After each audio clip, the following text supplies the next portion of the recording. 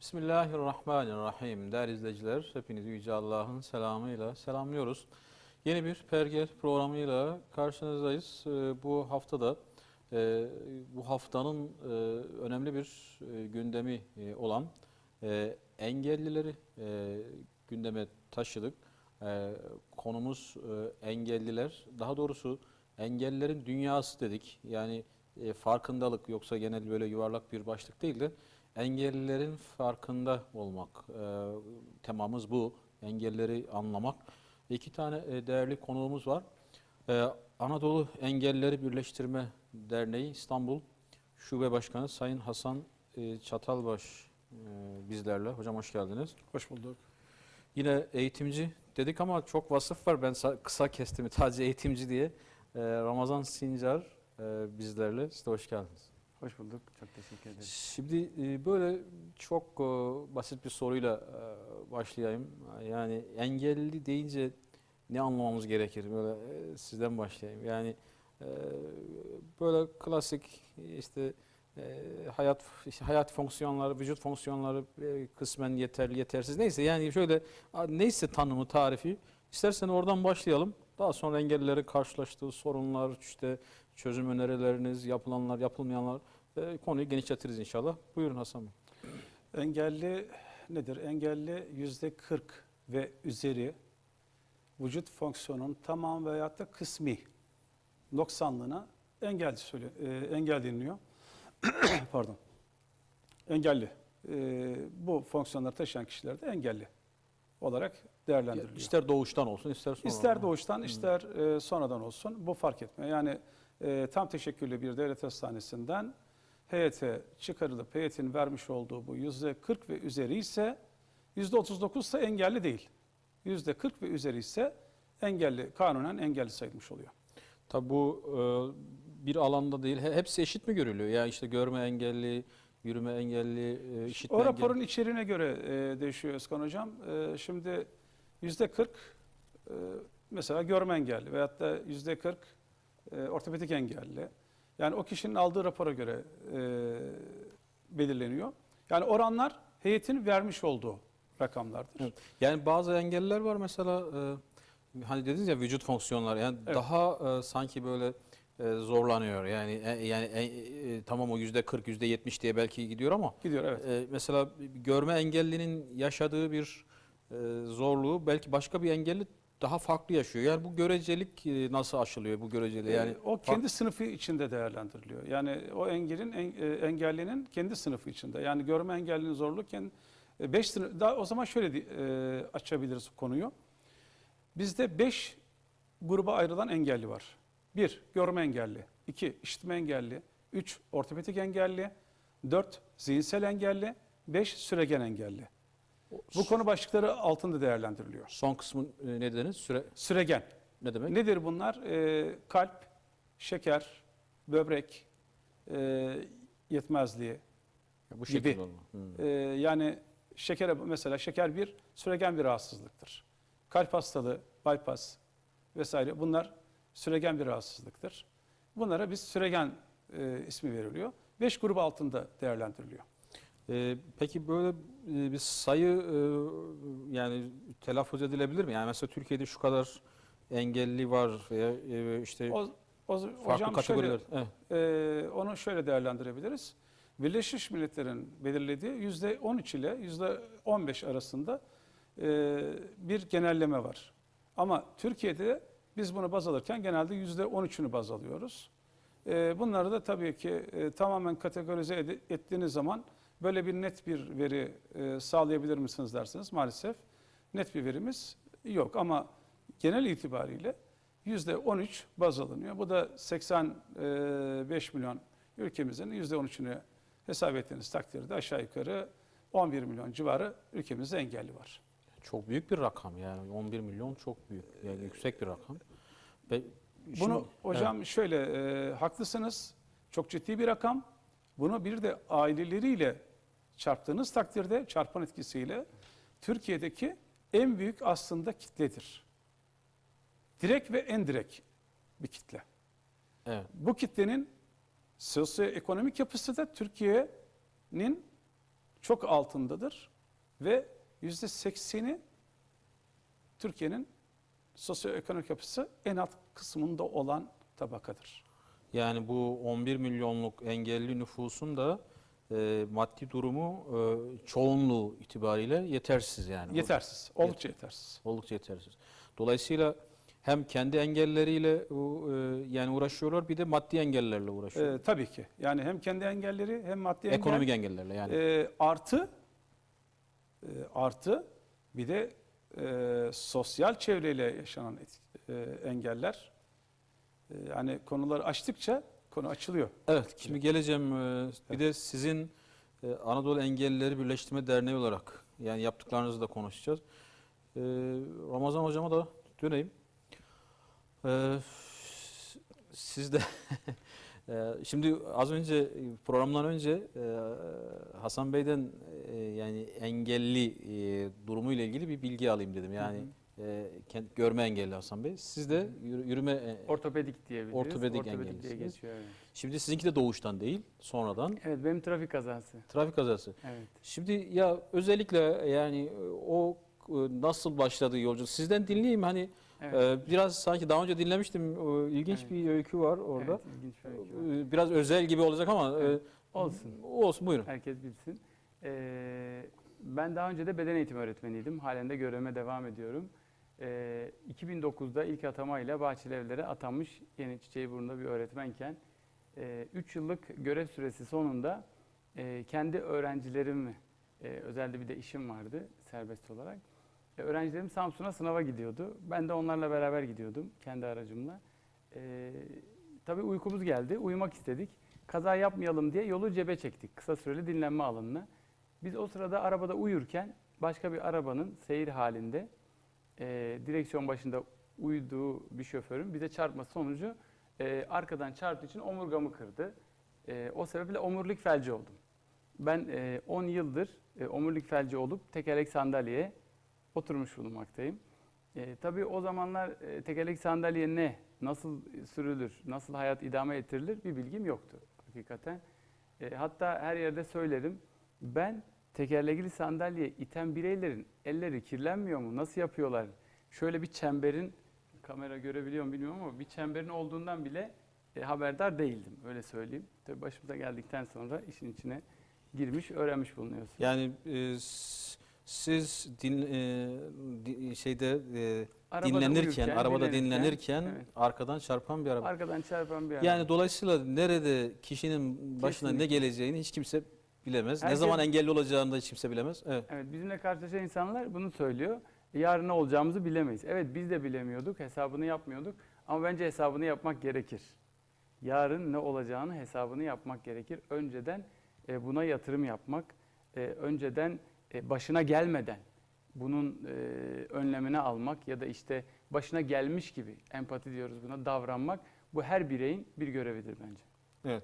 Beden eğitimi öğretmenliği şu an devam ediyor. Beden eğitimi öğretmenliğim devam ediyor. Aynı zamanda ben Bahçelievler ilçesinde ikamet ediyorum. Bahçelievler Belediye Başkanımız çok duyarlı engellilere yaklaşma konusunda. Biz ona bir proje sunduk. Kendi ilçemizdeki bütün engelli bireylere spor yaptıralım. Sonuçta benim işim, benim alanım spor, sporcu yetiştirmek, sporla uğraşmak. Ben zaten şuna inanıyorum. Bir engellinin hem sosyoekonomik durumunu, az önce hocam bahsettiği gibi, hem de sosyal yaşantı durumunu düzeltmenin iki yolu vardır. Birincisi onu sporla tanıştırmaktır.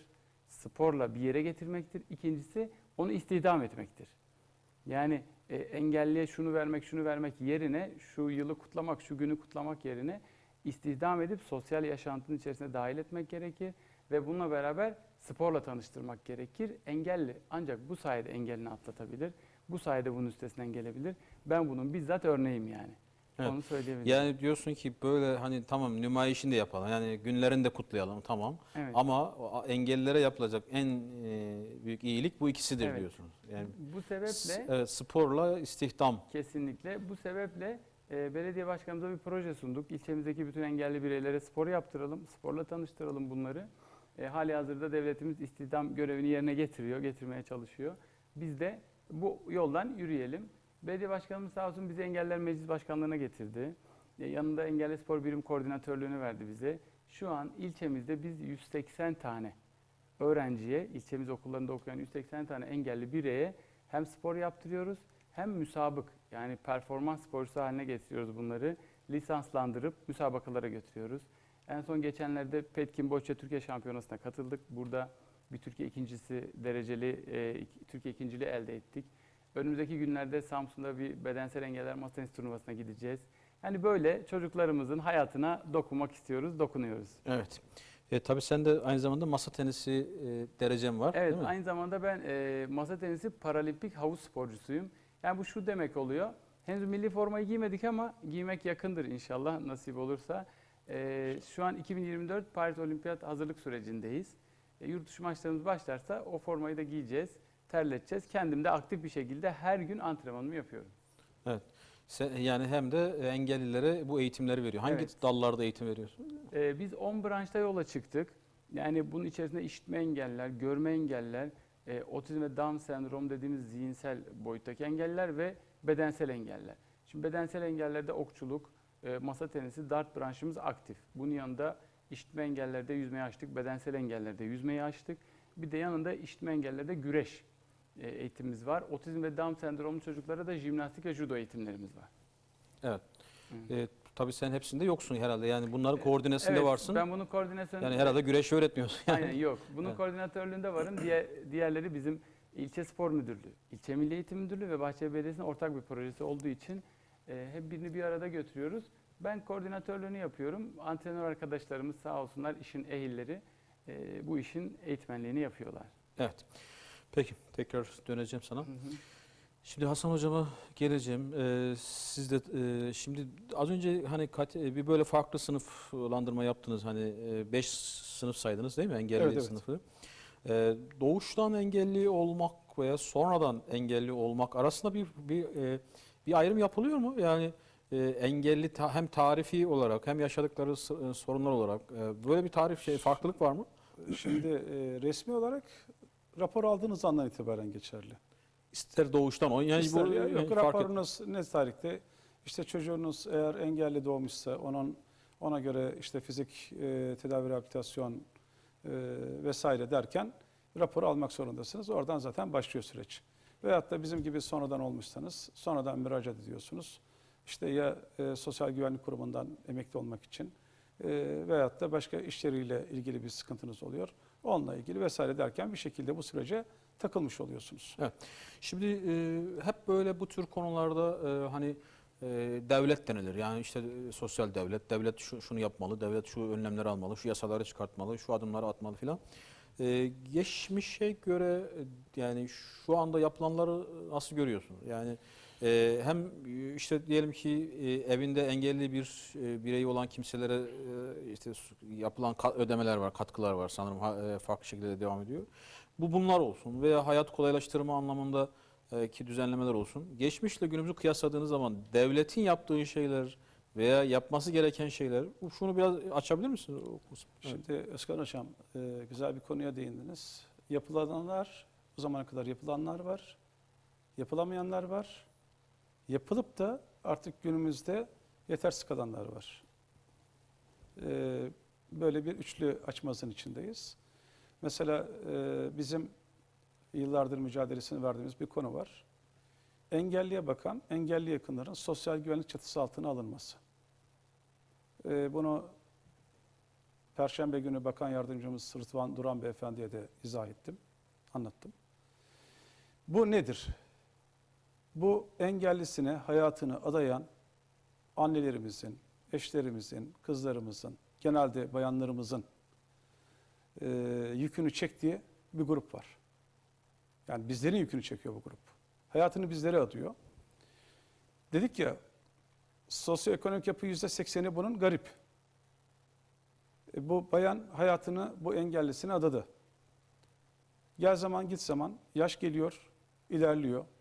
Zaman durmuyor. Değil mi Özkan Bey? Evet. Durmuyor. Yaş geldi.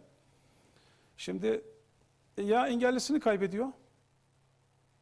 Devletin vermiş olduğu engelli aylığı, evde bakım gibi ekonomik destekler otomatik olarak birden kesiliyor. Şimdi 50 yaşına gelen bir bayan bu yaştan sonra çalışma hayatına nasıl atılabilir? O yaştan sonra ne yapabilir? Zaten onun psikolojik tarafını ben hiç karıştırmıyorum. Çünkü bir engelliye bakan, hadi görme engelli için o kadar ağır değil diyelim. İşitme engelli için ağır değil diyelim. Ama bir otizmli çocuğa bakan, bir zihinsel engellisine bakan kadının 50 yaşına geldiğindeki ruh halini bir düşünün bakalım. Çocuk öldü. Kadıncağız ortada kaldı. Bir manevi travma var. Bir de ekonomik olarak ortada kaldı.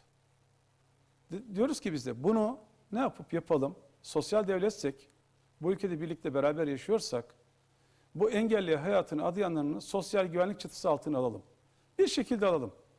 Evde verdiğiniz, verilen 2300 liranın, evde bakım için verilen 2300 liranın belli bir kısmını keselim. Ödeme olarak. Ama ne yapıp bunu yapalım. Bununla ilgili biz İstanbul Şube olarak 7 yıldır mücadele veriyoruz. İşte en son Perşembe günü Bakan Yardımcımızla da konuyu tekrar izah ettim. Şimdi engelli hayatını adadı bu kadınımız. Ondan sonra ne oldu? Ortada kaldı. Çözüm var mı? Yok. Gelelim diğer sorunlarımıza bizim. Engelli aylığı veriliyor. Eve giren kişi başı, yani eve 10 milyar para giriyorsa evde kaç kişiyiz? 10 kişiyiz. Buna bölünüyor. Ben de diyorum ki, ya bugün önceden ataerkil bir aileydik. Şu anda artık bireysel bir aileyiz. Yani bunu ister kabul edin, ister etmeyin. Şimdi evde engellisi olan, engelli kardeşi olan, kalkıp da ay sonunda getirip o aylığı engelli kardeşine verir mi? Veriyor mu? Engelsize vermezken, engelsiz engelliye bunu verir mi? Buradan ne oluyor? O engellinin elindeki verilecek olan %70 ve üzeri için konuşuyorum. 1200-1300 lira civarı bir para. Bunu kesiliyor. Yani bir evde bir asgari ücretli varsa, o evde de 3 kişi yaşanıyorsa, bunlardan bir tanesi engellisi o aileyi alamıyor.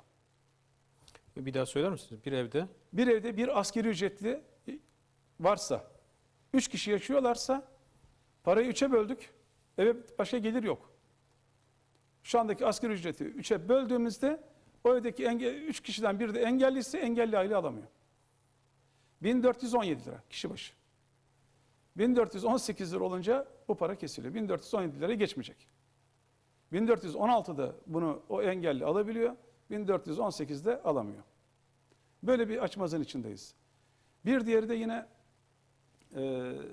engelliye bakanlara verilen işte evde bakım. Burada da aynı sıkıntımız karşımıza çıkıyor. Orada da 2835 lira. Eve giren para baz alınıyor. Yine bakanımıza dedim ki ya benim oğlum Dolmabahçe Sarayı'nda çalışıyor, memur. Ben dedim 4 yıl, 5 yıla yaklaştı memuriyeti. Daha dedim ben bir tek lira almadım. Ha, çok şükür istemedim. İhtiyaç da olmadı. Ama almadım.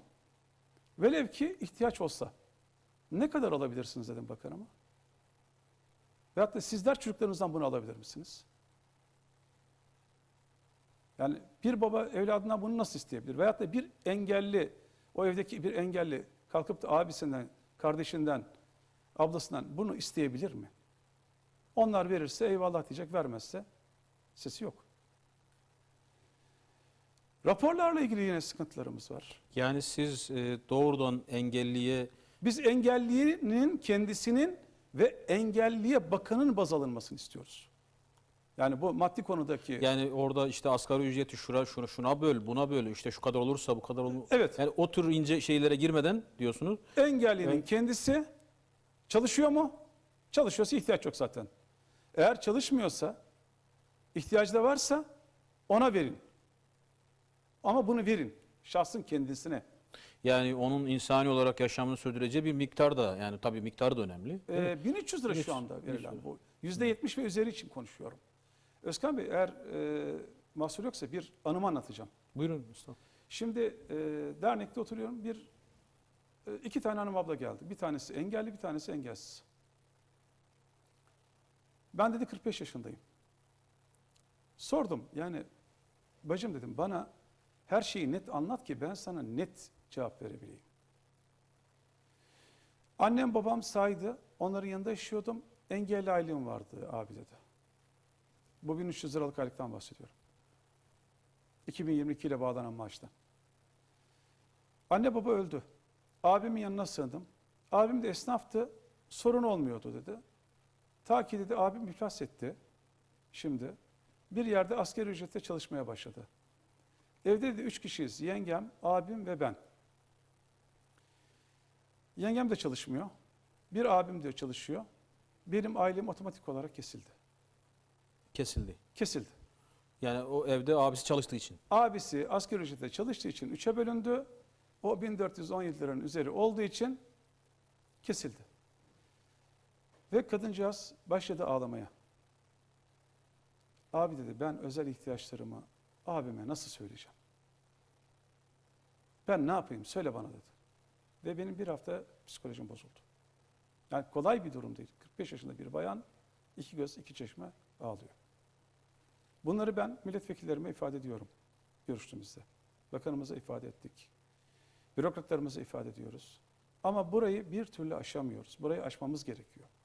Çünkü bu şekilde gerçekten çok ciddi mağduriyetler var. Yani hele de bu son yaşadığımız ekonomik sıkıntılarla beraber bu asgari ücretin çok bir karşılığı da yok. Yani o aldığı ücret zaten o ailenin şu anda yani ne diyeyim yani Ya, tebessüm ediyoruz hocam. yani maalesef. Başka ne diyeyim? Yani dedik ya buraya Ramazan hocamız geldiğinde hocam sen sporu anlat, mutfaktaki yangını ben anlatayım dedim. Hatırlarsınız. Evet. Evet yani şimdi gerçekten sahada, mutfakta olay çok farklı. Ama şimdi işin bir de siyasi icra ayağı var. Bir toplantıda bir engelli vatandaş anlatıyor. Diyor ki benim hiçbir şekilde ağır engelli raporu almadım, ihtiyacım da olmadı. Ben de diyorum ki o toplantıda. Evet sen almadın, hasbelkader sen bir yerlere gelmiş, nadir engellerden bir tanesisin. Senin ihtiyacın olmadı. Ama genel öyle mi? Değil. Peki sen icra makamına yeri geldiğinde rehberlik yapıyorsun, danışmanlık yapıyorsun. Bir toplantıda söyledim, salon buz kesti. Bizim engellerin önündeki en büyük engel, biz engellilerden belli makam mevkilere gelenlerdir dedim. Tepki topladım ama gerçek bu. Çünkü kardeşimiz tamam avukat olmuş, belli konuma gelmiş. Tamam herkes aynı değil ki. Dedik ya bu toplumun %80'i garip kuraba. Evet. O nedenle burayı aşmamız gerekiyor. Ama biz buraları aşamadık. Yani daha ben psikolojik boyutuna gelmedim. Sosyal boyutuna gelmedim.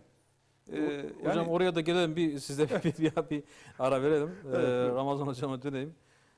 Ya az önce spor ve istihdam dediniz. O istihdam kısmı ki Hasan hocamın da aslında dikkat çektiği bir husus. Fakat şimdi engellilerle ilgili yani zaten Türkiye'de bir istihdam şeyi var. Yani bir işsizlik problemi var. Engellilerle ilgili yani çalışma ortamı şimdi doğru dürüst hani caddede sokaklar bile bir hani yaşam ortamı bile düzenlenmemişken yeteri kadar yani bir düşünün iş yerine girerken veya caddeye çıkarken evine girerken filan bunlar bile düzenlenmemişken engelliye göre iş düzenlemesi, engelliye göre çalışma ortamı düzenlenmesi. Bu yani gördüğünüz gerçeklik nasıl? Yani istihdam açısından bakın şimdi spora da gelin. Evet. Ben sizin sorunuza cevap vermeden önce hocamın söylediklerinden birkaç noktaya değinmek istiyorum. Hakikaten çok önemli konulara değindi. Çok güzel şeylere değindi. Ben şunu demek istiyorum öncelikle. Evet hocamın dedikleri %100 doğru. Onları, o kazanımları elde etmemiz gerekiyor. Ama bence biz sosyal devletsek daha ötesine gitmemiz lazım. Daha ötesi nedir? Ben olaya başka bir açıdan bakacağım. Evet, bir kısım engelli bir yerlere gelmiş. Hasbelkader Allah'ın takdiriyle, yardımıyla bir yerlere gelmiş. Kendi yaşamını idare ettiriyor. Ama dediği gibi %80'i bundan muaf. %80'i bu kadar imkana, olanağa belki sahip olmuyor. Ben öğretmendim. Eskiden beri öğretmenliğime devam ettim. Belki maddi anlamda bir zorluğum olmadı. Bir sıkıntım olmadı. Yanına başka işler ekledim. Şöyle yaptım, böyle yaptım. Ama herkes böyle mi? Hayır. Ama ben şunu demek istiyorum. Engelli aylığı, engelli maaşı denilen aylık engelli ya adı. Çalışsa da çalışmasa da. Onun kendi engelli ihtiyaçları için ona verilmeli. Aylık geliri ne olursa olsun. O zaman adı engelli maaşı olmasın, engelli aylığı olmasın. Ben engelliysem o verilmeli. Neden diyorum? Şimdi ya da evde bakım ücreti. Engelliye bakan biri varsa ona verilmeli. Bu onun en doğal hakkıdır. Hocamın dediği gibi. Şimdi ben kirada oturuyorum. Kirada oturuyorum ama benim arkadaşım da kirada oturuyor. Onun ödediği afaki konuşuyorum. Onun ödediği rakam şu anki günümüze göre 1800 lira. Benim ödediğim rakam 3750 lira. Neden biliyor musunuz? Sırf kapalı otoparklı ve asansörlü bir yerde oturmak zorunda kaldığım için. Ben tekerlek sandalye kullanıyorum. Kendi aracımı kullanıyorum. Aracımla ben o kapalı otoparka girmek zorundayım. Neden? Kendi kişisel özgürlüğüm için. Sandalyemi bir başkasından istememek için. Tekerlekli sandalyem otoparkta duruyor. Ben ona binip kendi asansörümle kendi katıma çıkabilmek için. Ben evliyim. Eşimin bir engeli yok. Tamam beni kabul etti diye ben bir ömür ona yük mü olmak zorundayım? Hayır, ben onun yükünü hafifletmek zorundayım aslında. Ona yük olmamak için kendi işimi kendim görmeye çalışıyorum. Bütün olanakları kendime göre düzenlemeye çalışıyorum. Yaşam koşullarımı, erişilebilirliğimi kendime göre düzenlemeye çalışıyorum. Ben arkadaşımdan 2 kat fazla kira ödüyorum. Neden? Engelli olduğum için. Ya da ben çıkıp çarşı pazarda alışveriş yapamıyorum. Daha elit bir yerde, markette, manavda bilmem nerede alışveriş yapmak zorunda kalıyorum. AVM'de. Neden? Tekerlek sandalyeme uygun olduğu için. Haliyle belki 2 katı para harcıyorum. Eğer bunun adı engelli maaşıysa ve ben de engelliysem benim gelirim ne olursa olsun. Ben öğretmenlik yaptığım için maaşımı alıyorum. Kimse bana avantadan vermiyor. Çalışıyorum zaten. Diğer öğretmen arkadaşla beraber aynı işi yapıyorum. O da alıyor, ben de alıyorum. Ama o engelli değil, ben engelliyim. Benim de almam lazım engelli maaşı. Misal. Daha öteye gitmek için söylüyorum. Biz daha ötesini isteyelim ki normalini versinler. Yoksa ötesi olmuyor. Biz mevcudu alamadık hocam. Onu da söyleyeyim. Ya da evde bakım dediği gibi. Yani sana bakan biri varsa ben şimdi kendi başıma dışarı çıkabiliyor muyum? Yok. Çoğu yerde ihtiyaç duyuyorum. Eğer biri benimle ilgileniyorsa bu bunun hakkıdır. Sosyal güvence onun hakkıdır. Olması gerekir. Hocamın dedikleri konuda o konulara katılmak istedim. Bir de bu öte muafiyeti limitine de gelirseniz sevinirim. Geleceğim. Tamam, konuya girmeyeceğim o yüzden. Hocam girsin o konuya. Tamam. Şey yapmayacağım.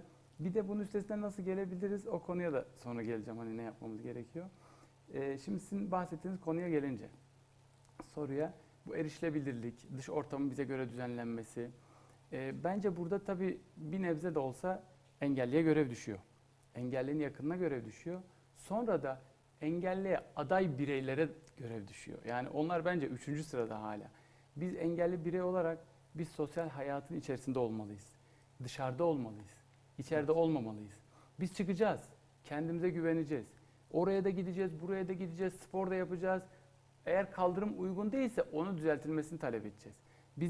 Birisi bizim yerimize park ediyorsa etmemesi gerektiğini söyleyeceğiz. Yani biz önce kendimize düşeni yapacağız ki başkasından bir şeyler isteyebilelim. Sonra yakınlarımız, annemiz, babamız, abimiz, kardeşimiz bizden çekinmeyecek, bizden utanmayacak, elimizden tutacak, bize destek olacak, bizim sesimiz solumuz olacak. Ondan sonra da diğer bireyler, siyasetçilerimiz ya da işte yerel yönetimlerimiz ortamı, her koşulu bize uygun hale getirmek görevlerini yerine getirmek zorundalar. Yani bunu bir şey olarak değil işte, bir lütuf olarak değil, bence yapmaları gereken bir şey olarak bunu benimsemeliler. Yani evvela diyorsunuz ki engelliler kendilerini o engele hapsetmemeleri gerekir. Yani Evet. hak arama noktasında Evet. veya normal hayatın içinde bulunma için yani gayret göstermeliler diyor. Evet, hatta Evvela. bir anımı anlatayım size. Hı. Trafik kazasını geçirdiğim zaman size şöyle şey yapabilirim, yani daha çok kafanıza canlandırabilmeniz için. Yüzme bilmeyen birinin denize düşmesi nasılsa sonradan engelli olan birinin de engeline alışması onun gibi bir şey. Yüzme bilmiyorsun, denizin ortasında bir yerdesin. Ne yapacağını bilmiyorsun. Babam bana dedi ki, oğlum dedi, sen artık yani engellisin. Göğüsten aşağı ben torakal birim. Hiçbir şekilde bel dengem yok. Seviyem çok yukarıda aslında benim. Doktorların dediğine göre yatalak, yani yatakta kalacağım. Oğlum artık böyle, onda ciğeri yanıyor, içi yanıyor, ne yapacağını bilmiyor. Biz gidelim artık memlekete, sana yaparız bir yatak orada. Biz sana bakarız yani. Biz sana bakarız demek istedi. Yok baba dedim. Ben görevime devam edeceğim dedim daha. Benim ne hayallerim var. Yapmak istiyorum dedim. Sonra dönemin işte ilçe milli eğitim müdürü, dönemin kaymakamı, il milli eğitim müdürü destek oldu. Biz görevimize devam ettik. İyi ki devam etmişim. İyi ki öğretmenlik mesleği çok kutsal bir meslektir benim gözümde yani. Her yıl binlerce öğrencinin hayatına dokunuyorum. Her yıl binlerce öğrenci beni görerek engelli bir bireyi tanıyor. Engelli bireye nasıl yaklaşılması gerektiğini, ne yapması gerektiğini, sorunlarını, yapabileceklerini, başarabileceklerini ben bunu onlara yansıtmaya çalışıyorum. Her yıl 10 öğrenciyi değiştirsem, 15 öğrenciyi değiştirsem toplumun birçok kesimini değiştirebileceğimi düşünüyorum. Bu yüzden böyle yoluma devam etmek istiyorum. Evet. Tabii spor olunca bu idealizm de Evet. ama burada şimdi gerçi az sonra yine geleceğiz ama biraz inanmak, yani işin özünde bu var herhalde. Şimdi hocama Evet. ben onu soracağım ama yani tamam, engellilik bir gerçek, bir imtihan, fakat Evet. onun ötesinde bir şeyler yapabileceğine inanmak, bir şeyleri değiştirebileceğine inanmak ve bu yaratıcının yani senin olduğuna, Allahu Teala'nın senin olduğuna inanmak. Burası çok önemli. Hocam az önce o özellikle mevcut sorunlara değinirken belki hızlı geçiyoruz bazı hususlar ama şimdi dışarıya, topluma bunlar neden çok yansımıyor? Yani neden habersiz gibiyiz bunlardan? Yani biraz empati yoksunluğundan mı kaynaklanıyor? Yoksa mesela siz bir dernek temsilcisisiniz. Yani bunun daha ötesi mi lazım? Yani mesela sizin sorunlarınızı gündeme getirecek bir medya, güçlü bir medya dili vesaire. Bunlar mı lazım? Ve yapılıyor da gerçekten biz mi duymuyoruz? Bu sorunları siz nasıl gündeme taşıyorsunuz? Yani hani dediniz ya az önce bir siyasetçiyle görüştüm falan diye. Ya sadece bu mudur? Yani 7 yıldır. Ha şimdi biz daha önce milletvekili neydi? O Lokman Bey miydi? Evet, Mecliste? Lokman Ayva. Ha, Lokman Ayva vardı. Şu an sanırım engelli milletvekili yok herhalde şu an. Var. Var mı? Ha, mesela onlar ne yapıyorlar? Yani biraz daha ötesini anlatır mısınız? Yani sesinizi Şimdi- duyurma noktasında. Evet. Hı. Şimdi sesi duyurma noktasında öncelikle ben Rehber TV ailesine teşekkür ediyorum. Biz teşekkür ederiz. Çünkü neden diyeceksiniz? Her zaman bana kucak açan bir televizyon kanalı. Yani. O anlamda gerçekten çok teşekkür ediyorum. Bu duyarlılığınızı, sizdeki bu duyarlılığı reytingi yüksek olan medya kuruluşlarında göremiyorum. İsim vermeyeceğim. Yüksek reytingi olan bir kanalın genel yönetmen yardımcısıyla görüştük. Ya dedim ki Engeller Haftası'nda bir ana haber bülteninde 5 dakika bana söz verin. Fazla istemiyorum. 5 dakika. Şu acil sorunlarımızı dile getirelim, kapatalım. Abi dedi yok. Neden? Siz dedi sorunları gündeme getireceksiniz. Bu sorunlar gündeme gelince bu icranın hoşuna gitmeyecek. Evet. Patronlar da icradan ihale alıyorlar. O zaman patronlar bize kızacak. Onlar onlara fırça atacak. İcra patronlara fırça atacak. Patronlar bize kızacak. Abi olmaz. Peki bugün kendi kızımla konuşuyorum. Baba ne yapıyorsun dedi. Dedim bu akşam Rehber TV programa gideceğiz. Baba daha böyle reytingi yüksek olan bir kanala. Kızım dedim oraya çıkabilmemiz için ne yapmak gerekiyor biliyor musun dedim. Hayır nedir baba dedi. Kör körün gözünü oydu. Dersek dedim o zaman oraya çıkarız. Veyahut da körler eylem yaptı. Değil mi hocam? Evet. Veyahut da işte körler, ortopedikler birbirine girdi. Bunu istiyorlar. Evet. Ama bu değil. Bakın yani reytinginiz az olur, çok olur önemli değil. Önemli olan niyetiniz var ya kanal olarak. Ondan dolayı ben size gerçekten canı gönülden çok teşekkür ediyorum. Biz teşekkür ederiz. Evet. Ama ulusal basında sizler kadar eğer biz reyting yüksek olan kanallarda da yer bulup sorunlarımızı anlatmış olsak bu toplumda gerçekten bilinirliği çok artıracak. Bu bir. İkincisi ailelerimiz, engellinin aileleri. Hocam dedi ya babam yatak yapalım yat. Evet. Ama o değil. Bugün anne baba doçent olup engelli çocuğunu saklayan aileler var. Paşa olup engelli çocuğunu saklayan aileler var. Neden saklıyor? Eşinden, dostundan, çevresinden, sosyal statüsünü kaybetme korkusundan. Yani Utandığı için hocam. niye- Açık ve net konuşuyorum ben. neden hani bir utanç olsun ki ona? Yani Kime utanç olmaz? Verenin de, alanın da Allah olduğunu bilen bundan utanç duymaz. Bunun kişiye bir imtihan olduğunu bilen bundan utanç duymaz. Ama burada bir sıkıntı varsa, enaniyet varsa, nefis varsa o zaman burada sıkıntı duyuluyor hocam. Maalesef bu bir gerçek.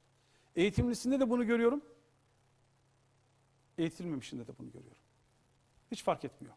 Yani toplumun alt eğitim tabakasıyla üst eğitilmiş tabakası arasında bu konuda maalesef bir paralellik var. Başka konularda yok ama bu konuda var. Engelli çocuğundan utanıyor. Sıkılıyor. Toplumun alay etmesinden çekiniyor. Ya çekinecek bir şey yok ki. Ben katıldığım programda sürekli söylüyorum. Bir engelli, engelsiz olan vatandaşa ne ifade eder?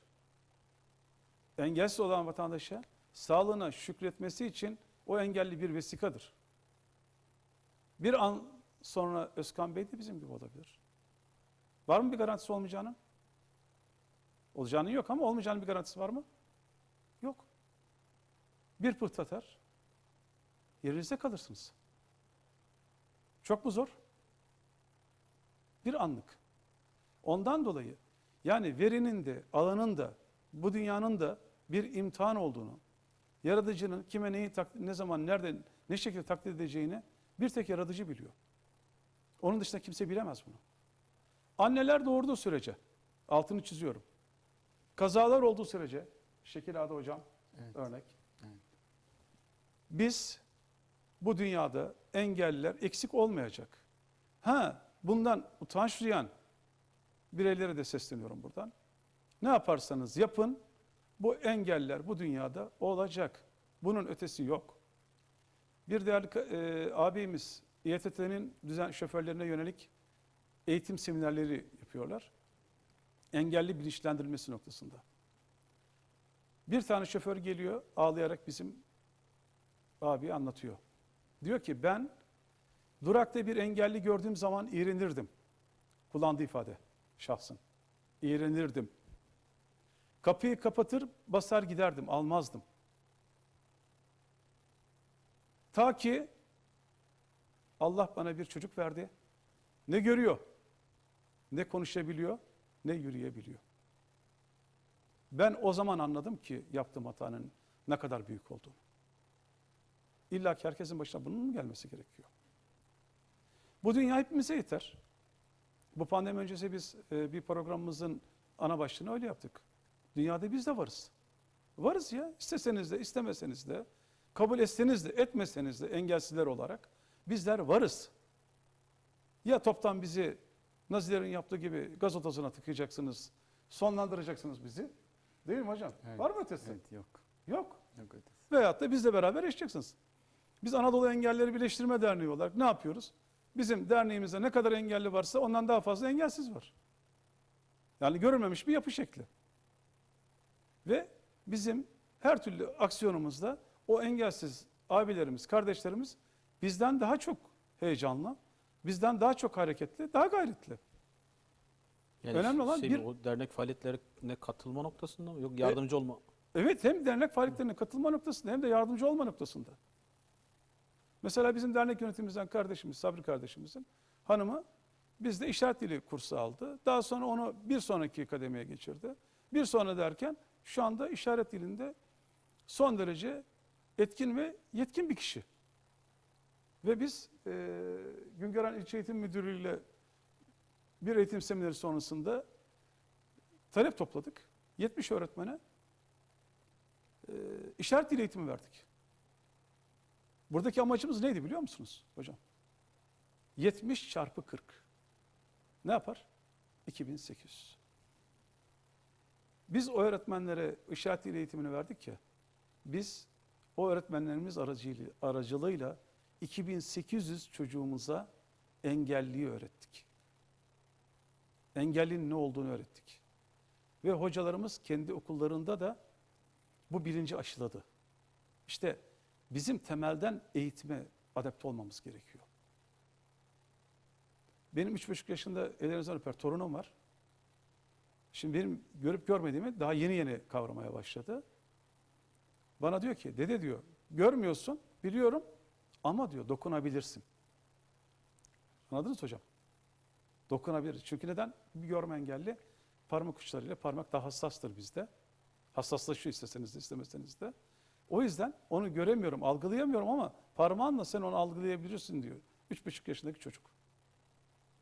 İşte biz topluma bu temelden bu eğitimi vermek zorundayız. Ama eğitim müfredatımızda ben göremedim, var mı hocam? Evet, var aslında. Ama çok yetersiz. Çok yetersiz. Evet. Çok yetersiz. Yani yeterli diyemeyiz. Yani maalesef mesela bizim Körler Okulu nerededir? Veysel Vardar, Kilyos'tadır. Giderken 2,5 saatimi aldı. Gelirken 2,5 saatimi aldı Güngören'den. 2,5 saatte gittim, 2,5 saatte geldim. Şimdi ben de Milli Eğitim Müdürümüze daha sonraki bir toplantıda dedim ki, ya hocam bunu Kilyos'a attınız. Körlük ortadan kalktı mı? Gözden olarak hadi. Körlüğü çözdük mü? Ortopediyi evet tıkadık. Olayı çözdük mü? Şimdi bizim derneğimize gelip giden engelsizlerden bahsettim mi hocam? İlginç bir anekdot. Bizim delikanlılardan bir tanesi bakıyor caddenin kenarında vatandaş kaldırma aracını çekmiş. Benim sakallı hacı abi aracını temizliyor. Geliyor diyor ki hacı abi diyor güle güle kirletiyor. Sağ ol yeğenim diyor. Ya diyor hacı abi bizim bir görme engelli abi gelse bu taraf diyor bina geçemez. Bu taraf cadde diyor.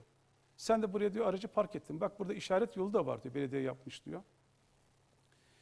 Bu araçtan da geçemez. İnecek caddeye diyor. Caddeden de araçlar hızla geliyor. Rampa bir cadde. Ya aracın altta kalırsa ne olacak diyor. Hacı abinin verdiği cevap çok güzel. Körün ne işi var sokakta, evinde otursun aşağı diyor. Biz bu hacı abiyle biz nereye varabiliriz?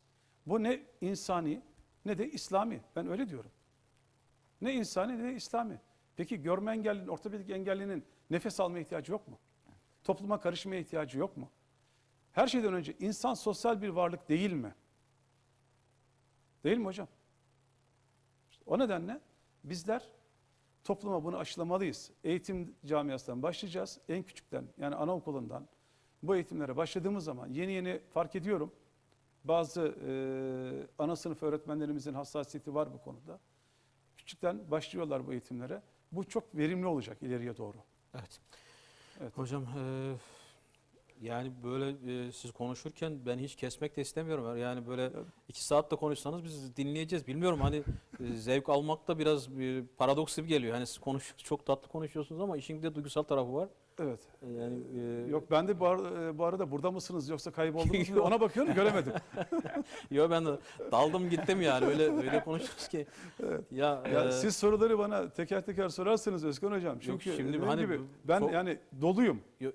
Anladım Doluyum. yani, çok güzel anlatınca biz de hani karışmadık yani. Gerçekten Eyvallah güzel. Allah razı olsun. Çok teşekkür Şimdi, ederim ama tabii soru cevaptan da gidersek dediğim gibi yani, yıllardır bu işin mücadelesini veriyoruz. Artık dolduk burada taşıyoruz Evet. çünkü burası bizim mekanımız. Evet. Peki Ramazan geleceğim size. Şimdi Maşallah. Ramazan hocama da döneyim. Hocam az önce siz de hani yani çocukların engelli bireyler hakkında engelliler hakkında farkındalığını artırıyorum. Hani Evet. bu çabayı veriyorum dediniz. Spor bu işin önemli bir ayağı, spor kısmı. Ne görüyorsunuz? Yani çocuklarda yani mesela hani dediniz ya fark ediyorlar. Nasıl fark edince ne oluyor? Ne tür tepkiler veriyorlar? Yani siz işin içindesiniz. Nelerle karşılaşıyorsunuz? Evet. Aslında ben söze şöyle başlayayım. Ben hayat enerjimi, gücümü, insanlara olan farkındalık bilincini oluşturmayı Rabbime olan inancımdan alıyorum. Öncelikle onu söyleyeyim. Nasıl ki bir insan rüyada eli olmazsa, ayağı olmazsa, rüyadan uyandıktan sonra yine uzuvları yerinde olduğunu biliyor. Bu bilinçle bir rüya olduğunu biliyor. Ben inanıyorum ki biz bu hayatta bir rüyadayız. Geçtiğimizde, bu hayattan göçtüğümüzde elimiz ayağımız yine yerinde olacak veya hiçbir işimize yaramayacak gittiğimiz yerde, mekanda. O yüzden hiç üzülmeden, hiç kırılmadan, hiç gücenmeden hangi insan olursa olsun, kim olursa olsun, bu küçük bir birey olabilir, büyük bir birey olabilir. Hocamın dediği gibi bu eğitimler anaokulu seviyesine kadar indi. Benim de ellerinizden öpsün 4,5 yaşında bir oğlum var. Anaokulunda geçen Engeller Haftası'na yönelik bir etkinlik yapmışlar. Engelleri anlamakla alakalı güzel bir etkinliğe katılmışlar. Bu beni çok onur etti, hoşuma gitti. Ki benim oğlum sandalyemi bilir, her şeyimi bilir, nasıl geçtiğimi, nasıl atladığımı bunu kendisi hareketleri ve fiilleriyle gösterir, yapar. Ben nasıl koltuğa geçerim, nasıl arabaya atlarım, nasıl sandalyeme işte abdest alırken ayağımı yıkarım, ne yaparım hepsini bilir. Hepsine vakıftır. Bu yüzden kimin hayatına ne kadar dokunabilirsek aslında bizim idealimiz o olmalı, biz engelli bireylerin.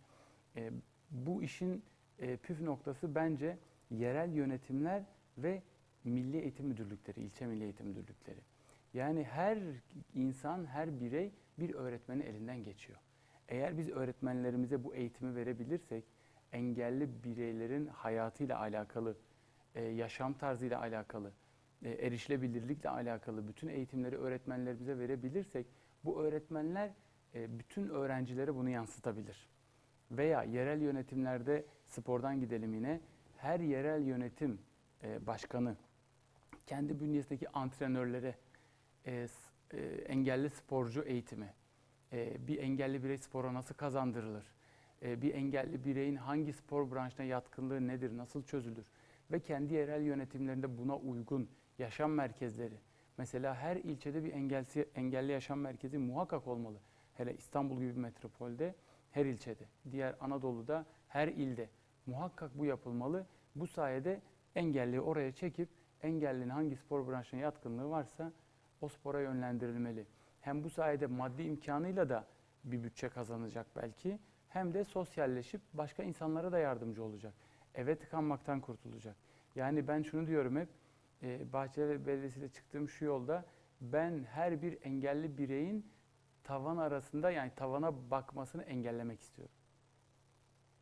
Eğer böyle yola çıkarsak birçok engelimizi aşacağız. Yani Buna spor inanıyorum. derken yani hani sadece bedensel sporları kastetmiyorsun herhalde. Yani Evet. zihin sporları var. Evet, biz mesela şu an o da yeni bir proje, akıl oyunları diye engelli bireylerimize işte satranç olsun, mangal olsun, birçok bir tane daha vardı, ismini hatırlamıyorum.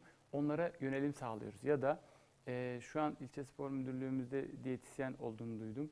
Bununla alakalı sporcularımıza ve velilerine sağlıklı beslenme ile alakalı eğitim seminerleri düzenlemek istiyorum. Mesela az önce hocamdan ben istifade ettim.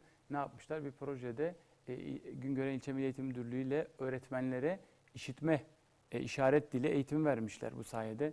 Ben hemen not ettim onu mesela. Gidip uygulamak isterim. Yani böyle birbirimizden bir şey kapıp hemen hayata geçirmek hayalimiz, idealimiz olursa inşallah üstesinden Şimdi az önce geleceğiz diye düşünüyorum. Hasan hocama gerçi söyledim, hani sesinizi duyurma noktasında yaşadığınız sıkıntılar, yani sanırım aynı dertten siz de muzdaripsiniz. Yani Evet. çünkü şimdi burada şöyle bir sorun ortaya çıkıyor. Engellilerin yani özellikle sivil temsiliyeti sanki bir değil. Şimdi az Evet. önce hocam Evet, Anadolu evet, Engelliler Birleştirme Derneği'ydi. Böyle biraz dağınıklık da var herhalde Kesinlikle. temsiliyet noktasında, öyle mi? Kesinlikle. Biz aslında çok kalabalık olmamıza rağmen güçsüz bir aileyiz. Ben onu düşünüyorum. Hocamın dediği gibi engelli olup belli bir mevkiye geldikten sonra hakikaten işin üzerinde durmuyoruz. Yani biz bu anlamda bir medya gücümüz olmalı aslında bizim. Yani toplumun yüzde kaçıydı Hasan Hocam? %13, Yakınlarıyla beraber %40 en az. %40'ı, yani bu basit bir rakam değil. Mesela ben şöyle söylemiştim belediye başkanımıza teklifi götürürken, işte siz sonuçta burada bir siyasi partinin temsilcisiniz demiştim. Her engellinin oyu var, yakınlarının oyu var. Onun ettiği cümle gönlümü fethetti de hani biz oylarına değil gönüllerine talip olalım demişti. Bu açıdan bakmıştı olaya. Bu benim çok hoşuma gitmişti. O yüzden zaten onunla bir Evet. yol birliğimiz olmuştu. Bu sebeple diyorum hani ne yapıp edip bunların üstesinden bir medya gücüyle, Ya en azından yani dernekleri artık bunun mücadelesini veren kuruluşlar bir araya getirerek, yani şu an bir sürü dernek farklı farklı çalışıyor. Belki çoğunun birbirinden haberi yok. Yani Evet, o anlamda evet, söylüyorum. kesinlikle. Bir araya gidelim. Aradan sonra devam edeceğiz. Değerli izleyiciler, buradayız.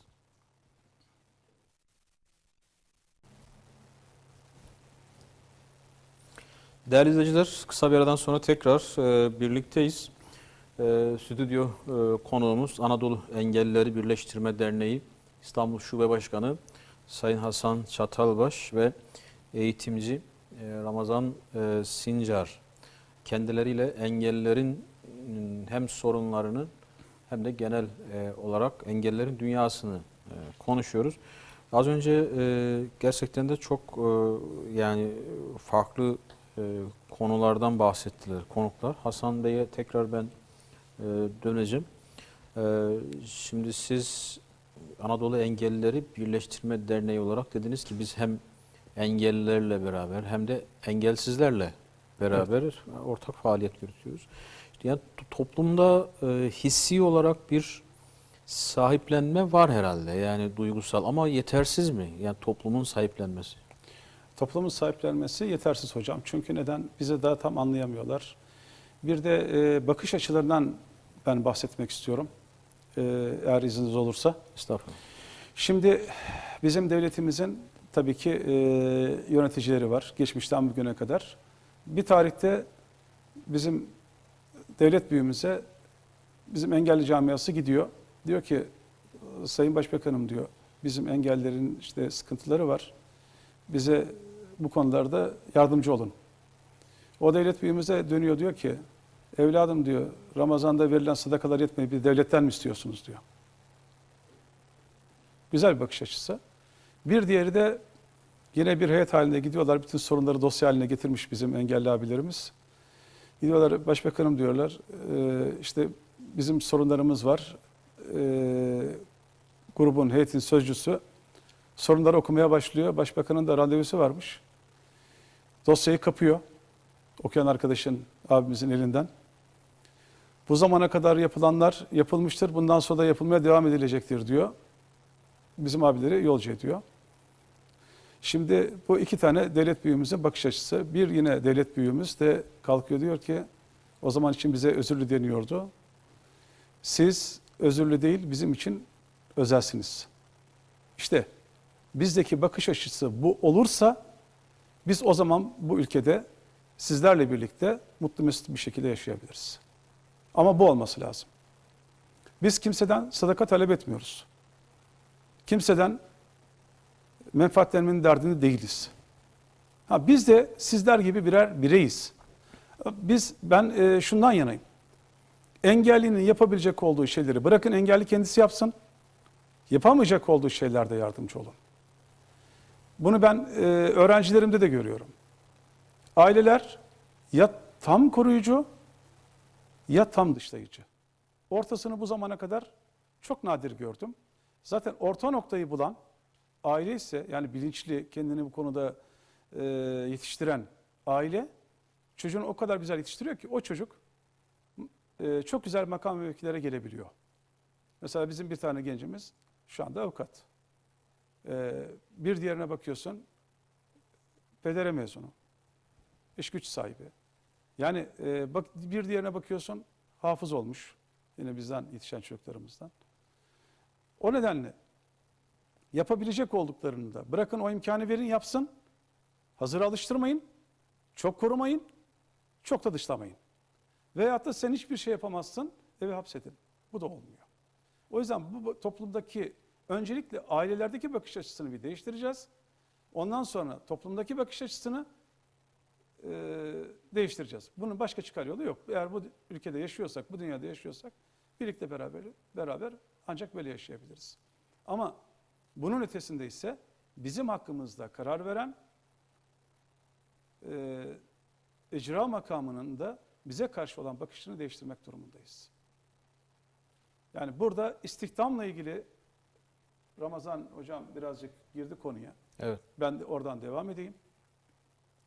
%3 ila 4 oranında özel sektörde %3, devlette %4. Biz diyoruz ki bunu %5'e çekelim. Devletin istihdamı noktasında sıkıntımız yok. Yani istihdam ettiği elemanımız orada bir sıkıntı yaşamıyor. Ama özel sektörde bununla sıkıntı yaşıyoruz. Kurumsal firmaları tenzih ediyorum. Ama özel, kurumsal olmayan firmalarda şöyle bir açmazla karşı karşıyayız. İşkur'dan çalıştırmak mecbur oldukları elemanları çağırıyorlar, alıyorlar, deneme süreci yapıyorlar. Ondan sonra bizim engelli kardeşimizi geri gönderiyorlar. 6 ay buradan bir zaman kazanıyorlar. Yani böyle bir kısır döngüyle veyahut da ceza diyor ne olursa olsun önemli değil diyor. Ben öderim diyor. Yeter ki engelli benim yanımda, gözümün önünde olmasın. Bu tip insanlarla da biz karşı karşıya geldik. Böyle bir açmaz var. Yani özel sektörde ciddi bir sıkıntımız var. Burayı ciddi bir denetimle bizim Sosyal Güvenlik Kurumumuz aşabilir diye düşünüyoruz.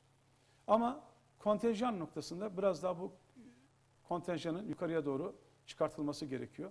Gerçekten çok sayıda genç özellikle, yani orta yaş ve üstünü karıştırmıyorum ama genç işsiz engellimiz var. Bunlara da aş lazım. Yani %5'e çıksa çözülecek mi? Yani yeterli mi %5? Ya biraz daha en Biraz azından daha rahat nefes alınacak. Biraz daha rahat nefes alınacak. Veya o sosyal güvenlik kapsamındaki o düzenleme engelliler için daha özel hale getirilecek. Yani, Tabii. Yani 6 aylık işte çalıştırıp bırakma vesaire bunlar ortadan kalkarsa bayağı bir rahat nefes alınır. Yani ciddi bir bu noktada ciddi bir denetim olursa, yaptırım da ciddi olursa o zaman ne olur? Burada daha rahat nefes alırız. Yani gençlerimiz en azından bir iş güç sahibi olurlar. Yani işte 2022'den aylık almaktan kurtulur. Evde kalmaktan kurtulur her şeyden öncesi. Birilerine bağımlı olmaktan kurtulur. Sosyal hayatın içinde olur. Bu da güzel bir şey değil mi? Yani engel hiçbir şey yapamaz diye bir olay yok. Yapabilir. Yapabilir yani. Bakın Ramazan hocam spor yapabiliyor. Öğrenci yetiştirebiliyor. Şimdi gerçi ilk başta sormuştum. Yani geçmişe göre yani sosyal devlet biraz daha Geçmişe yani göre iyi noktada diyebiliriz. Hani tamam hani çok normal yerde değil. Yani o yanlış anlaşılmasın ama yani az önce siz belediyelerin yaptığından bahsettiniz. Özür diliyorum. Hani sizin işte faaliyetleriniz içerisinde de yer yer telaffuz ettiniz bazı şeyler. Mesela görme engellilerin yürümesi için artık hemen hemen yani şehir merkezlerinde yani bir şey var. Yani bu kaldırımlarda bir düzenleme var. şimdi Ama evet işte araçlar olsun veya bina girişleri olsun veya diğer yerlerde mesela diyorum. Bu düzenlemelerin daha da yaygınlaştırılması veya diğer engelliler için hakeza. Şimdi bu düzenlemeler tabii ki geçmişe göre bir yerlere geldik. Evet. Ama konuşmanın başında dedim ya, yeterli mi? Değil. Çünkü dünya geliştikçe, insanlar toplumun içine girdikçe bakıyorsunuz çok daha farklı sorunlarla karşı karşıya kalıyoruz. Mesela yıllar önce bana hemen hemen her gün bir telefon gelirdi. Ben ölünce çocuğum ne olacak? Eşim ne olacak? Annem babam ne olacak? Artık ben telefonları almıyorum. O yüzden devletime teşekkür ediyorum. Allah razı olsun. Neden? Çünkü engelli bakım merkezlerini devreye aldı. Buradan ne elde ettik biz? Artık engelli sokakta kalmıyor. Eğer gerçekten kimsesi yoksa Aile Sosyal Politikalar İl ve ilçe müdürlüklerini arıyorsunuz.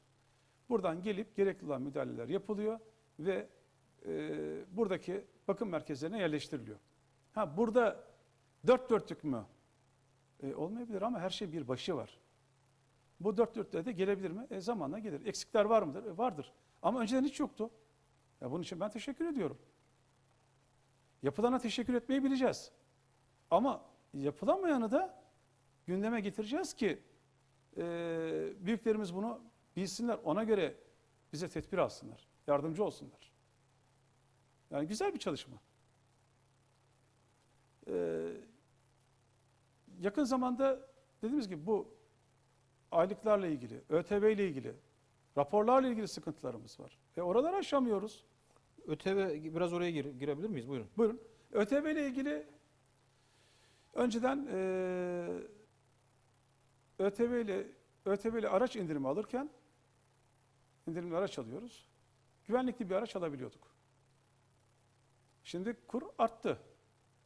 Ekonomik kriz büyüdü. Kurlarımız fırladı. Şu andaki baraj 450 bin lira. Gidiyorsunuz araç alalım diyorsunuz. 450 bin lira araç yok. Bırakın güvenlik araç almayı, artık 450 bin lira araç kalmadı. Ne oldu? Otomatik olarak bizim elimizdeki haklar gitti. Yani bununla ilgili çalışma yapıldığı söyleniyor. Ama ne zaman olur, nasıl olur, nereye varır bunu bilemiyoruz. Burada tabii ki yine icranın koymuş olduğu bir 5 yıllık baraj var. Yerinde bir karar. Bunu destekliyoruz. Ama bu rakamın da yukarıya revize edilmesi gerekiyor. Yani günün koşullarına göre rakamın düzeltilmesi gerekiyor. Yoksa bu konu bundan sonra hiçbir engelli arkadaşımız artık araç sahibi olamaz. Evet. Bir diğeri de raporlarla ilgili Özkan Hocam bizim ciddi sıkıntımız var cami olarak. Bu nedir? Önceden %100 görme engelli olan bir vatandaş şu anda %90 o zaman %100 görme engelli ve ağır engelli raporu alabiliyordu. Şu anda %90 görme engelli deniyor ama ağır engelli verilmiyor. Özellikle de bu rapor güncellemeleriyle ilgili bu yıl sonuna kadar da gerçi uzatıldı. Ama ve lakin rapor güncellemeleri yapılıyor 2019 tarihinden itibaren. Burada birçok yine engelli kardeşimizin başına gelen sıkıntı. Raporları eski tarihli olan kardeşlerimiz hastanelere gittiğinde o elindeki o ağır engelli raporları bir daha alamıyorlar. Tam bağımlı, yarı bağımlı veyahut da kısmi bağımlı olarak rapor düzenleniyor. Eskiden ağır engelli veyahut da ağır engelli evet veyahut da hayır olarak değerlendiriliyordu. 2019 tarihinden itibaren bu rapor güncellemeleriyle birlikte bu da engellere ciddi bir handikap oluşturdu ve birçok engelli, ağır engelli önceden raporu olan şu anda tam bağımlı raporunu alamıyor. Tam bağımlı raporu alamayınca ne oluyor? İşte o evde bakımı alamıyorsunuz, refakatli kartı alamıyorsunuz. Bir takım haklarınız elinizden alınmış olunuyor. Bununla ilgili de söylediğimizde birçok hastane kuruluşu diyor ki Ankara'dan bize böyle bir talimat verildi, biz onu uyguluyoruz deniliyor. Ama da işte dediğim gibi Perşembe günkü yaptığım görüşmede bunu dile getirdim. Onlar da böyle bir şeyin olmadığını söylüyor. Valla bilmiyorum yani bir yerde bir şey var ama olan arada biz engellere oluyor. Evet. Raporlarla ilgili böyle çok ciddi bir sorunumuz var. Ortez protezle ilgili çok ciddi sorunumuz var. Yine Ramazan hocamın birazcık alanına giriyor. O da döviz kurundaki artışlardan dolayı rakamlar çok cüzi kaldı. Yani şu anda bir ortez protez, bir ortopedik bacak yaptıracak olan kişinin ödeyecek olduğu rakam 45 bin lira. Devletten aldığı 9.500 lira. Arası senin tarafından karşılanman gerekiyor. Bunu karşılayamayan engelli kardeşim ne yapıyor? Ona buna el açıyor. Olmadı. Gidiyor bankadan kredi çekiyor. Ödeyemiyor ne oluyor? Faiz sarmalına giriyor. Ondan sonra bununla ilgili ciddi telefon alıyorum. Ciyak ciyak bağırıyorlar tabiri caizse. Yandım anam diyorlar ama çünkü neden? O faiz sarmalından çıkamıyorlar. Kim bu zamana kadar faize girip de yakayı kurtarabildi ki Özkan Hocam? Evet, Bir maalesef. de engelli olunca durum daha da vahim oluyor. Bize sorunlar bitmez hocam. Evet yani tabii bu hani programlar bir nebze hani sorunları dile getirme platformu ama herhalde hiç pes etmeden, gerçi siz zaten bu mücadeleyi veriyorsunuz. Yani az önce bahsettiğiniz hem siyasetçilerle görüşerek hem farklı alanlarda. Evet. Ne diyelim yani Allahu Teala en kısa zamanda bütün sorunlarınızı çözsün inşallah. Tamam. Şimdi Ramazan hocama tekrar döneceğim. Şimdi yürüme ortopedik engelli. Biz Evet. bazen böyle engellilerle ilgili tanımlamalar, tarifler neyse bunları kullanırken çok özen gösteremeyebiliyoruz. Yani tamam eskiye göre birazcık daha dikkatliyiz. İşte eskiden hiç hoş olmayan kelimeler kullanılırdı ama şimdi az önce yürüme engelli dedim. Acaba bir hata mı yaptım diye bir anda böyle irkildim. Her bir hani söylerken yanlış bir şey mi söyledim falan gibi. Yok, biz artık engelimizle barışık hale geldik. Yani Sıkıntı. engelli birey demek, yani benim gözümde artık normal bir birey gibi. Yani hiçbir mana ifade etmiyor ya açıkçası. Şimdi Barışık olmakla alakalı bir şey ya galiba. bazen binaların şeyini görüyorum. Merdivenin yanına hani Evet. böyle bir şey yapmışlar, bir rampa yapmışlar.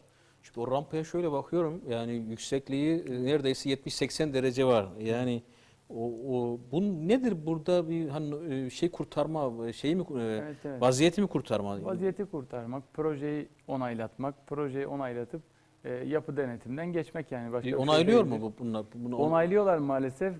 O konuda da ben mesela çok muzdarip olduğum şeyler var böyle. Hatta teklif sundum, söyledim belediyelere bunu. E, Siz bu müteahhitlere bu yapı izin belgesini verirken yani tamam diyelim ki herkes iyi niyetli. E, Yapan, müteahhit, işleten, denetim izni veren herkes iyi niyetli olsun. Oraya bir rampa yapılacak. Ama bunun denetimini, kullanılabilirliğini bir engelli birey deneyimlemeli. Yani siz böyle hem istihdam oluşsun, yerel yönetim olarak bir her engel grubuna ait engelliden bir şey oluşturun, grup. O grup sizin bu yapı denetimlerini denetleyen bir birim olsun. Gitsin, ortopedik engelli o rampaya baksın. Çıkabiliyor mu, çıkamıyor mu? Yani engelsizler gelip de Onun kararını vermesin. vermesinler. Evet. Güzel. Onun Evet. kararını engelsizler vermesin. Diyelim ki mesela ben okula ne oldu benim işte 3 yıllık öğretmendim, sağlıklı bir bireydim. Tekerlek sandalyeye düştük, tamam mı diyelim. Gittiğim okulda zaten yoktu. Rampada yoktu, asansörde yoktu. Ne yaptılar? Beni başka bir okula verdiler. İlçemizin fiziki koşulları en iyi olan okulu. Gittim baktım ama şöyle bir rampa var. Şimdi yapmışlar ama ben o rampadan çıkamıyorum. Ne yaptık? İlettik yetkililere. Gelin bu rampayı yapın, yani çıkamıyoruz biz buradan. Hatta haberlere konu olduk falan böyle. Öğretmen rampadan çıkamıyor. Yani bunu iyi niyetli biri yapmış olabilir. Bilmeden de yapmış olabilir. Ama bunun denetlenebilirliğini o birey yapmalı. Ya da birçok engelli tuvaletine gidiyorsun, engelli lavabosuna gidiyorsun. Tekerlekli sandalyeye öyle bir yapmışlar ki, yani klozete bırak atlamak, engel yani. Öyle bir demir yapıyorlar, tutamak diyoruz biz ona, açılır kapanır.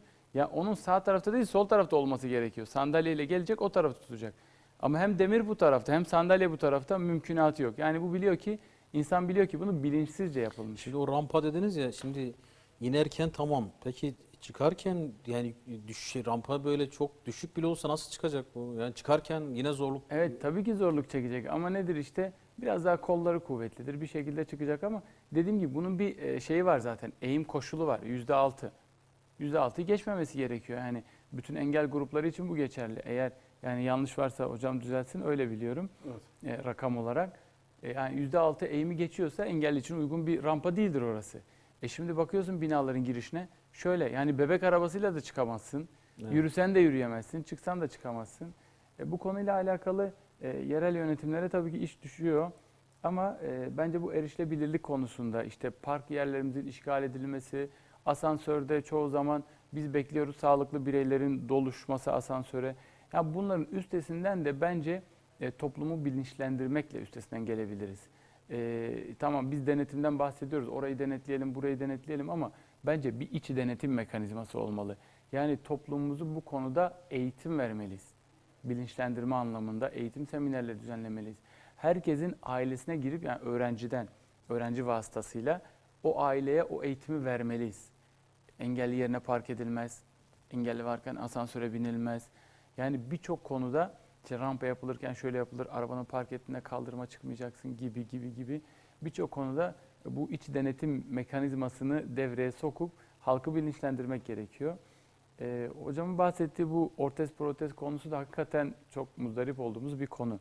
Nedir bu? Sağlık uygulamaları tebliğ diye bir şey yayınlıyorlar. Eğer engelli, mesela ben kalkıp ayakta durmak istiyorsam ayağıma uzun bacak ortezi yaptırmam gerekiyor.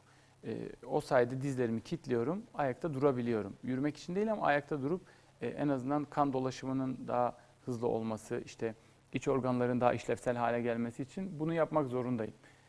Bunu biz yaptırmaya giderken bir medikalciye, medikalci diyor ki devlet senin adına bu ürün için işte şu miktarda para veriyor. Bu ürünün miktarı nedir? Şu kadardır, 3 katı. Aradaki fark, sen vereceksin. Aradaki farkı verecek gücün yoksa ya bir yerden sponsor bulmaya çalışıyorsun ya ona buna el açıyorsun. Sponsor da modern dilencilik, ben ona öyle diyorum açıkçası. Modern bir şekilde dileniyorsun. Evet. Yani ona diyorsun ki şu ihtiyacımı karşılar mısın? Başka bir adı yok. Modern dilencilik bu. Bu konuda da bence eğer ne ihtiyacı varsa engellinin o cihaza, ne kadarsa artık Ne Ya tutuyorsa bu diğer ülkelerde nasıl yani? bunu hani karşılayacak devlet yani. Türkiye'nin yani şunu diyorum. Mesela Batı'da yani bu konuda böyle iyi olan ülkeler var mı? Onu yani tam manasıyla batılı ülkelerin teferruatını bilmiyorum ama duyduğum şu mesela benim 5-6 yıl önce çok elzem duydum. Bir tekerlek sandalyeye ihtiyacım vardı. Arabanın bagajına koyabileceğim. Ama yoktu. Maliyetler de çok yüksekti. Hasbelkader bir tane antrenör arkadaşım bir lokantada yemek yerken bir engelli birey görüyor. Diyor ki ya benim arkadaşımın da buna ihtiyacı var diyor. Bu sandalyeyi nereden buldun diyor. Öyle mi diyor, evet diyor. Diyor bu benim ikinci sandalyem diyor. Benim buna ihtiyacım yok. Ben Almanya'da yaşıyorum diyor. Ben bunu o arkadaşa hediye edebilirim diyor. Ona verebilirim diyor. Gidiyor Almanya'ya benim iletişim bilgilerimi alıyor. O sandalyeyi bana gönderiyor. Ben ona sormuştum nasıl oluyor falan. Bildiğim kadarıyla yine de yanlış olmasın, hata varsa hocam da düzelsin. 3-5 yılda bir onlara o tekerlekli sandalyeler veriliyor. Bizde de veriliyor ama bize verilen inanın yani sokakta sürülebilecek bir sandalye değil. Biz Değil. aktif sandalye kullanmak zorunda kalıyoruz. Mesela bu aktif sandalyeler çok maliyetli. Şu bendeki sandalyenin rakam telaffuz etmek ne kadar doğru bilmiyorum ama 80 bin lira maliyeti vardır yani. Çok yüksek bir rakamdır. Yani nedir bu? Titanyumdur, hafiftir, bagaja girer, sağa girer, sola girer. Yani bu özellikle bir sandalye ihtiyacımız var. Yoksa diğer sandalyeler için benim hep bir refakatçiyle gezmek zorundayım. Birileri hep beni itmek zorunda. Hep beni iteklemek zorunda yani. Bu durumda kalıyoruz. Bu diğer ÖTV konusuna da gelirsek eğer, biraz çok şey yaptım ama ÖTV konusu da bence bir ihtiyaçtır. Yani daha önce çok eskiye gittiğimizde ne diyordu? Engelli birey 2000 motorlu araç alamaz ama limit yoktur. Bu bizim ihtiyacımızı gideriyordu zaten. Biz böyle 2000 motor, 3000 motor araba istemiyoruz. Biz bagajı büyük, tekerlek sandalyemizin girebileceği, kimseye ihtiyaç duymadan bir yerden bir yere gidebileceğimiz. Yani bu ÖTV indirimi devlet bize bu hakkı niye veriyor? Sen toplu ulaşım hakkından faydalanamıyorsun. Sen faydalanamadığın için biz sana bu hakkı tanıyoruz. Madem biz bu hakkı tanınıyor bize, bu limit neyin nesi? Hele günümüz koşullarında bu limitin olması tamamen anlamsız.